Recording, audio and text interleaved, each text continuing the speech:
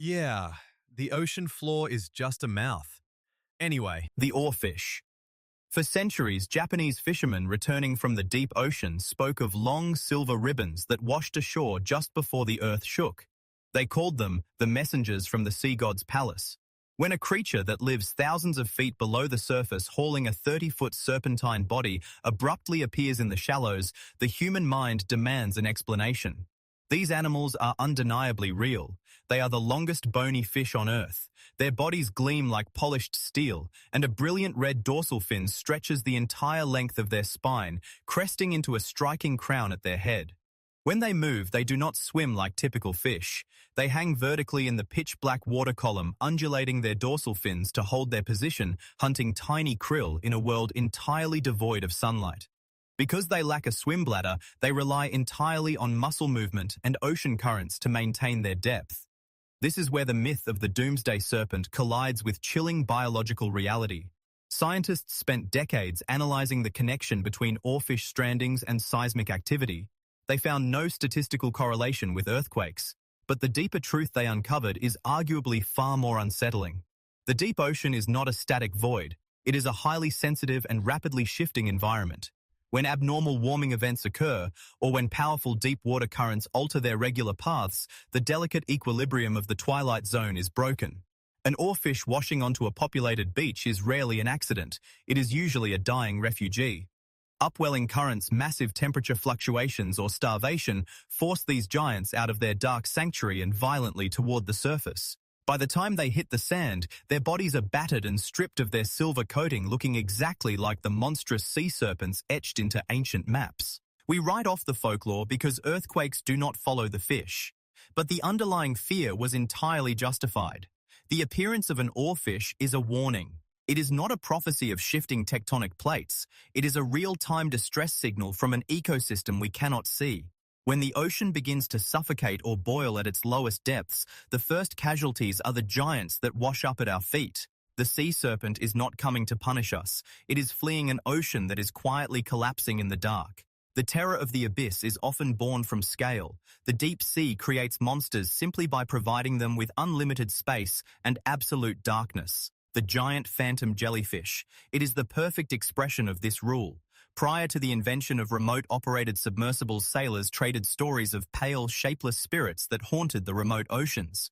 They described massive ethereal things that did not swim, but simply appeared in the gloom before vanishing back into the black water. Science confirmed the ghost was real. The giant phantom jellyfish lives so far down that it has been spotted roughly 100 times in over a century of marine exploration. When a submersible finally captured high-definition footage of the animal, the reality eclipsed the myth. The bell of the jellyfish spans over 3 feet across, but the true horror lies beneath it. This animal does not use conventional stinging tentacles like coastal jellies. Instead, it trails 4 thick, dark ribbon-like arms that stretch downward for over 30 feet. They billow and fold like heavy drapery in a slow wind. It uses these massive curtains of flesh to entangle prey, entirely wrapping victims in a soft, inescapable trap before dragging them upward into a hidden mouth. This is the principle of abyssal gigantism at work. In environments where temperatures hover near freezing, metabolic rates slow down drastically. Animals live longer, grow larger, and require incredibly strange hunting strategies to capture the scarce food that drifts past. Out in the vast open water where pressure is immense and light is non-existent, life does not need bones or teeth or armor to be colossal. It simply needs time. The ghosts of sailor lore were never dead spirits. They were massive living sheets of gelatinous flesh quietly floating in a world we can barely reach. Understanding that abyssal gigantism allows a creature with no brain and no bones to grow to the size of a submarine forces us to rethink our definition of a monster. The softest things down there are sometimes the most massive, but bones and teeth absolutely exist in the crushing depths. They just belong to different legends. The giant squid. The Leviathan was never a myth. It was simply miscategorized by frightened men. Historical maritime logs are filled with warnings of moving islands and aggressive forests of pale limbs flashing suddenly above the violent ocean swells. We called it the Kraken and relegated it to fantasy. Today we call it Architeuthis ducks. Attaching a sterile Latin classification to a deep-sea ambush predator with eyes the size of dinner plates does not make it any less terrifying. The giant squid can grow over 40 feet long. Its tentacles are lined with hundreds of suction cups, each reinforced by a sharp serrated ring of hard chitin designed to slice into flesh and lock onto prey. For centuries, we only knew they existed because dying specimens washed ashore, rotting into formless mounds that smelled of ammonia. But down in the crushing pressure of the midnight zone, these animals do not just drift. They engage in brutal silent wars with 50-ton sperm whales. We almost never capture these battles on film. The depth obscures them completely. The only proof of these violent encounters surfaces when the whales return to breathe. They carry massive overlapping circular scars ripped deeply into their thick skin. It is war correspondence from a battlefield we are not invited to. Biologists pull the razor-sharp beaks of giant squid from the stomachs of dead whales. By measuring the size of those beaks, they can estimate the size of the squid that was consumed. Some of the beaks found suggest animals significantly larger than any intact specimen we have ever managed to study. The ocean is vast, and our sampling is statistically negligible. The terrifying truth is that the kraken we know is likely just the average variant. The true giants are still down there waiting in the dark. Some predators down there do not even need to fight for dominance. They simply exist, outlasting everything else on Earth. The Greenland sleeper shark.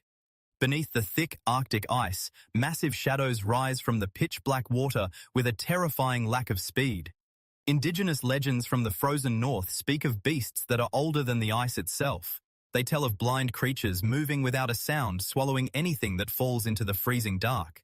It is an apex predator of the deep cold, and the truth of its biology is far more unsettling than the folklore. Some of the sleeper sharks swimming today were born before humans ever mapped the oceans. Carbon dating of their eye tissue reveals they can live for over 400 years, making them the longest living vertebrates on the planet. They routinely grow to 20 feet in length, and their flesh is saturated with urea and trimethylamine oxide, making it highly toxic if eaten raw. But the most macabre detail of their existence is how they hunt. Most adult sleeper sharks are completely blind. A specialized copepod parasite attaches itself directly to the shark's corneas, slowly eating away their vision over decades. In exchange for blinding the host, the parasite bioluminesces in the dark. It acts as a glowing lure, practically hypnotizing deep-sea squid and fish, drawing them directly into the mouth of the massive, unseen shark. Consider the reality of that existence. An ancient blind leviathan roaming the freezing abyss by scent and feel, carrying its own parasitic light to draw in victims. They move incredibly slowly to conserve energy. Their stomachs contain everything from deep-sea octopuses to drowned reindeer and polar bears. We are conditioned by movies to fear sharks with giant jaws, engaging in high-speed, aggressive chases. But the real monsters of the deep are blind, toxic, and nearly immortal.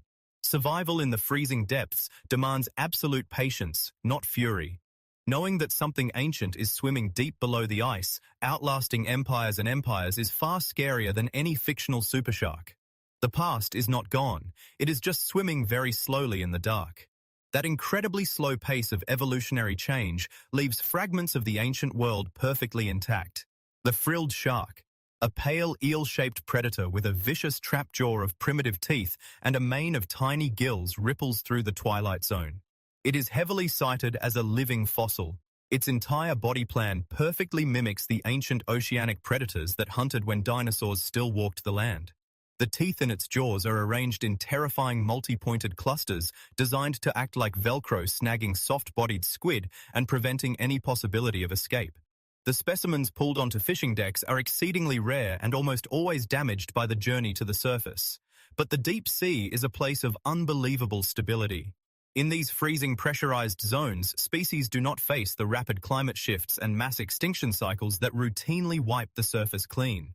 Environments that remain unchanged for 100 million years allow creatures to evolve highly unusual anatomical designs and incredibly long lifespans. If completely unmapped trenches and isolated seamounts house populations adapted to entirely different food webs, their members could easily grow in strange and unexpected directions. The frilled shark we know maxes out around 6 feet. But physics and deep-sea biology tell us that undiscovered relatives of this ancient family might still live in the crushing depths where no submersible has ever dared to go. Our ignorance of the deep sea is our greatest blind spot. If a predator design works flawlessly for 80 million years, the ocean has absolutely no incentive to change it. It only has the incentive to scale it up. That terrifying lack of knowledge extends into the shallow coastal zones where the ocean bleeds directly into the mainland. The Lusca.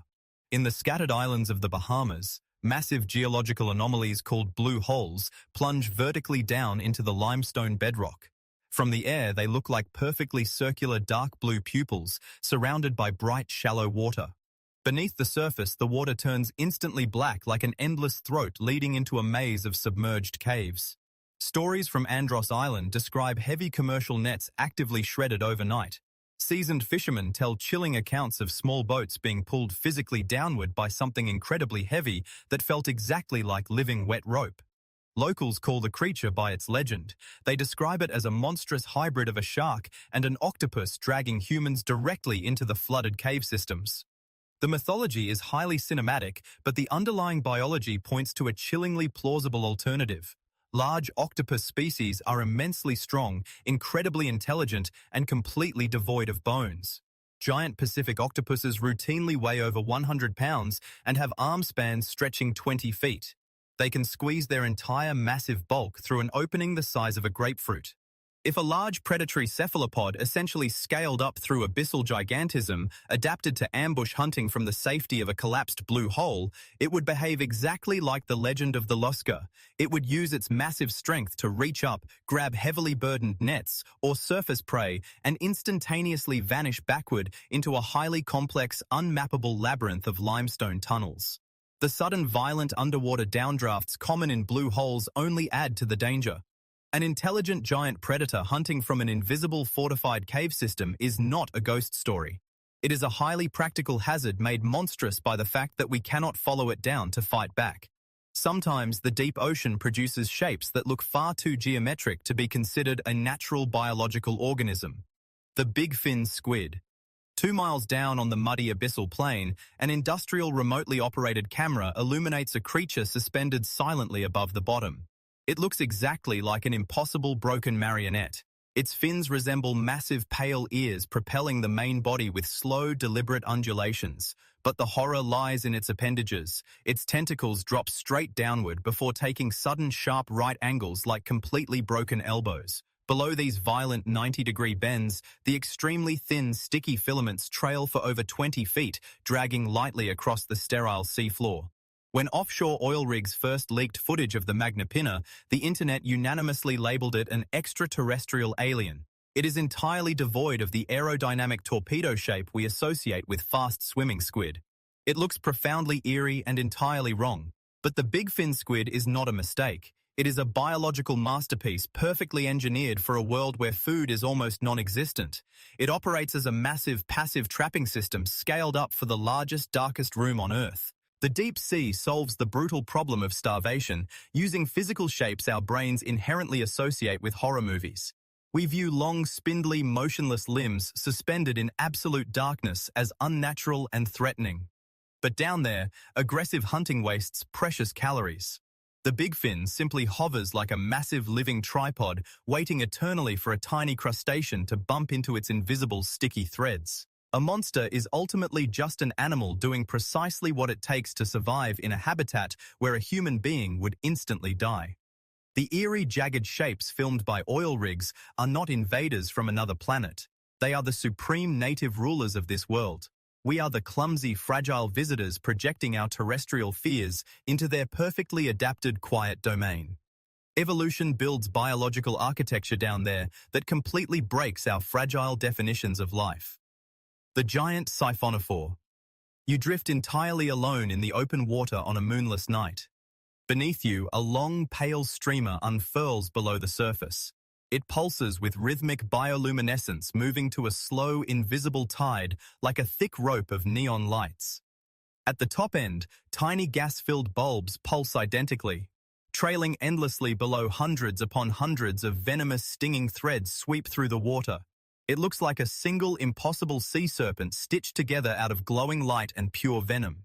But they are not single animals. They are massive floating cities. They are highly complex colonies composed of thousands of specialized modular units called zooids.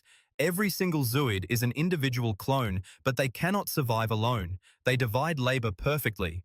Some zooids only exist to inflate gas sacs and provide buoyancy. Some exist solely to digest food and distribute nutrients. Some exist exclusively to reproduce. And some exist only to form a massive deadly net of stinging neurotoxicity. Together, they act exactly as a single unified entity. Expeditions have filmed colonies stretching far beyond 100 feet, making them fundamentally longer than a blue whale. The ocean natively builds highly coordinated pulsing biological architecture. A massive colonial siphonophore is a living system so profoundly alien to our terrestrial expectations of what an animal should be that it immediately registers as a monster to the human eye. The deep sea does not just hide large fish, it actively constructs life in structural ways we simply cannot intuitively map.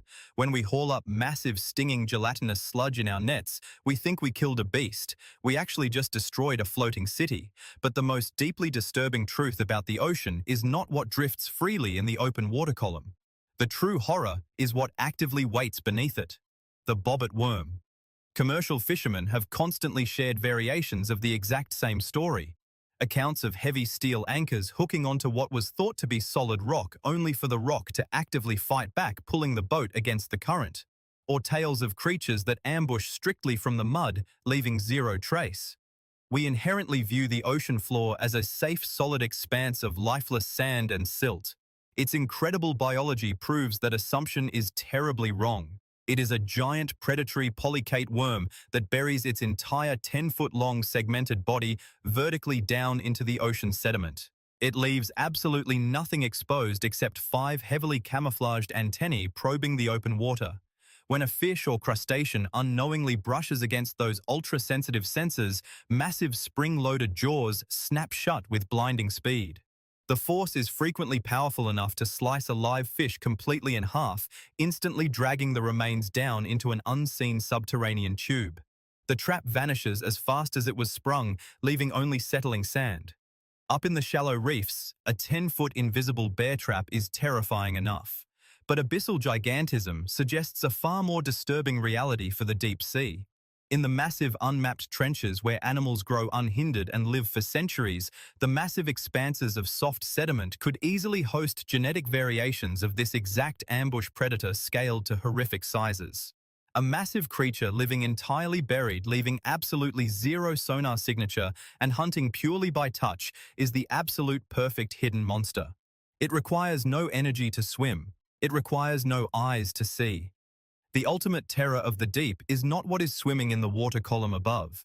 The ultimate terror is that the seafloor itself might actually be a waiting mouth. When we finally manage to bring our brightest lights and deepest cameras to the soft, undisturbed mud of the deepest trenches on Earth, the crushing darkness above will not be our biggest problem.